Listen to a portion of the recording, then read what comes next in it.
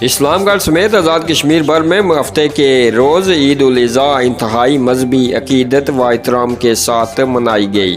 عید الاضحیٰ کے موقع پر چھوٹے بڑے شہروں میں نماز عید کے اجتماعات منعقد ہوئے، جن میں عالمی وبا کرونا وائرس SOPs کو یقینی بنانے کے ساتھ ساتھ مساجد اور عیدگاہوں میں سیکیورٹی کے بھی سخت انتظامات کیے گئے تھے۔ نماز عید کے اجتماعات میں کشمیر کی آزادی، امت مسلمہ کی سلامتی، ملک کی ترقی و خوشحالی اور عالمی وبا کرونا وائرس کے خاتمے کے لیے خصوصی دعائیں کی گئی۔ تفصیلات کے مطابق چکسواری، میرپور، اسلام گڑھ سمیت آزاد کشمیر کے تمام چھوٹے بڑے شہروں میں نماز عید کے اجتماعات منعقد ہوئے، جن میں علماء کرام نے سنت ابراہیمی کے فلسفے کو بیان کیا اور اظہار و قربانی کے حقیقی جذبے کو اجاگر کیا۔